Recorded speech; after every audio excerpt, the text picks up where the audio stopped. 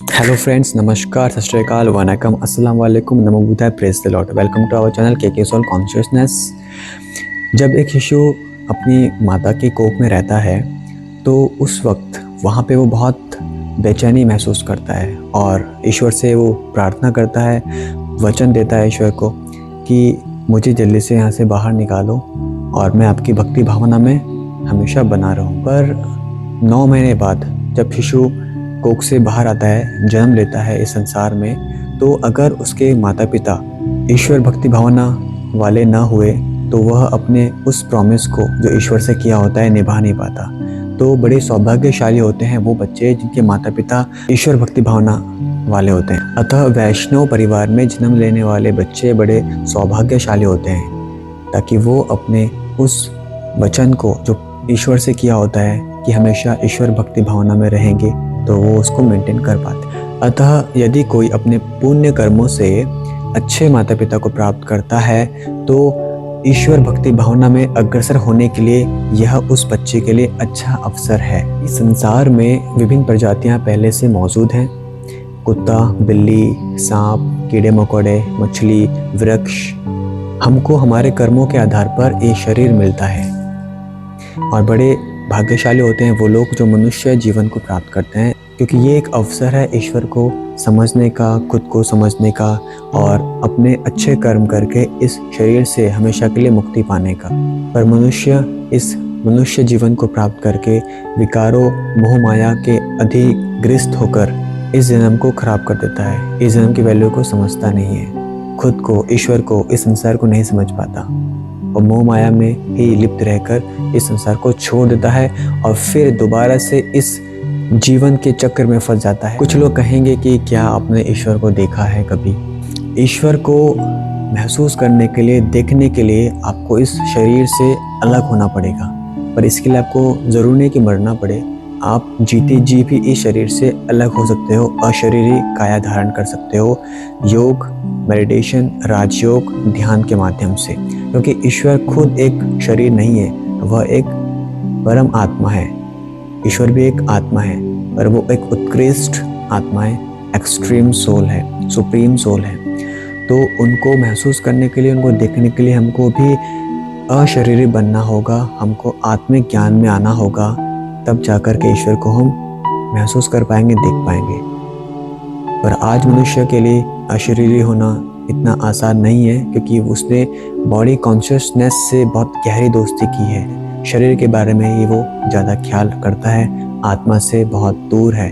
जब तक मनुष्य इस संसार में रहता है तब तक उसके अंदर सुप्त ईश्वर भक्ति भावना रहती है, पर उसको एक उच्च शिक्षा के माध्यम से जागृत करना होता है। कितना भी नास्तिक इंसान हो, उसमें सुप्त ईश्वर भक्ति भावना ज़रूर होता है।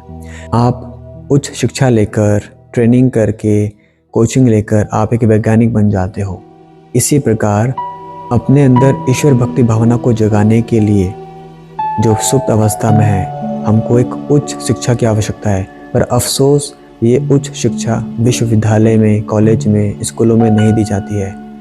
आध्यात्मिक ज्ञान की ज़रूरत है आज। आध्यात्मिक ज्ञान आज हर स्कूल, कॉलेज, विश्वविद्यालय में एक सिलेबस के रूप में डाल देना चाहिए, ताकि आज मनुष्य आत्मिक ज्ञान को हासिल कर सके, जो इस जिंदगी का आधार है, मनुष्य जीवन का आधार है। हम ये नहीं कहते कि यांत्रिक विज्ञान, इलेक्ट्रॉनिक विज्ञान ज़रूरी नहीं है, पर आत्मज्ञान सेंटर है, केंद्र बिंदु। आधुनिक शिक्षा का सबसे बड़ा दोष यही है कि आज सिलेबस से बहुत दूर है आध्यात्मिक ज्ञान। न किसी कॉलेज में, न यूनिवर्सिटी में, न स्कूल में ये ज्ञान दिया जाता है।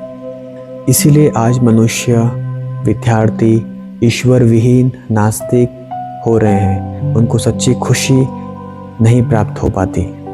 व्यवहारिक शिक्षा लेकर वो सिर्फ एक जॉब या बिजनेस करके पैसा ही कमा सकते हैं। बस खुद को, ज़िंदगी को, ईश्वर को समझना बड़ा मुश्किल है आध्यात्मिक ज्ञान के बिना। आज अधिकांश मनुष्य धर्म विमुख हो रहे हैं, नास्तिक हो रहे हैं, क्योंकि वह यह नहीं जानते कि यह मनुष्य जीवन विशेषतया ईश्वर को जानने के लिए, अपने अच्छे कर्म करने के लिए ही हमको मिला है। कारण तो बहुत हैं, पर मुख्य कारण यह है कि ये कलयुगी दौर है और मनुष्य इतना बुद्धिमान नहीं है। मनुष्य ज्ञान के सबसे महत्वपूर्ण विभाग ईश्वर भक्ति भावना ज्ञान विभाग से बहुत दूर जाने की कोशिश कर रहा है। आज मनुष्य के ज्ञान की प्रगति सिर्फ 4 क्षेत्रों में है: खाना, सोना, संभोग और रक्षा करना। इतना ज्ञान तो जानवर को भी है आज। खाना, सोना, काम वासना और रक्षा, बस यही ज्ञान की आज पृष्ठभूमि है। अगर आपको इस शरीर से परे कोई ज्ञान नहीं तो आप इस शरीर की सीमा से दूर नहीं जा सकते। आपको कितना भी भव्य शारीरिक ज्ञान हो, पर आपके कार्य की समुचित सीमा इन 4 सिद्धांतों के दायरे में ही रहेगी: खाना, सोना, संभोग और रक्षा।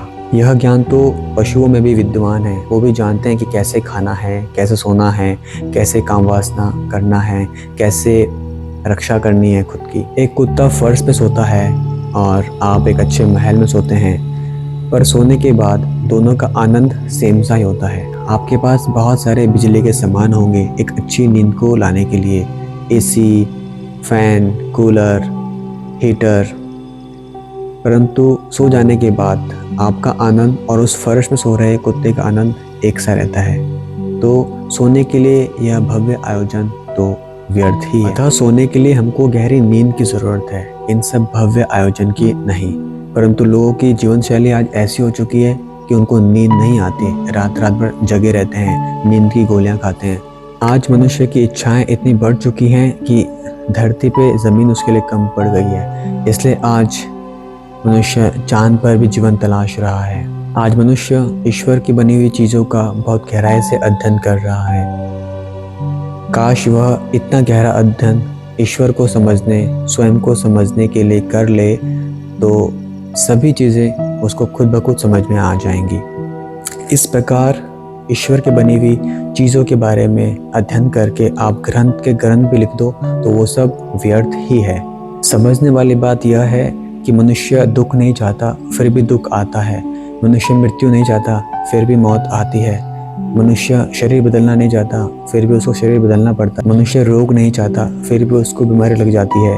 मनुष्य वृद्धावस्था नहीं चाहता। इनके पीछे क्या राज है, ये समझना जरूरी है। कौन इन सब बातों को होने के लिए बाध्य करता है, ये जानना जरूरी है। हम मनुष्य कौन है, इस धरती पर क्यों आए हैं, ईश्वर कौन है, उससे हमारा क्या संबंध है, ये जानना महत्वपूर्ण है।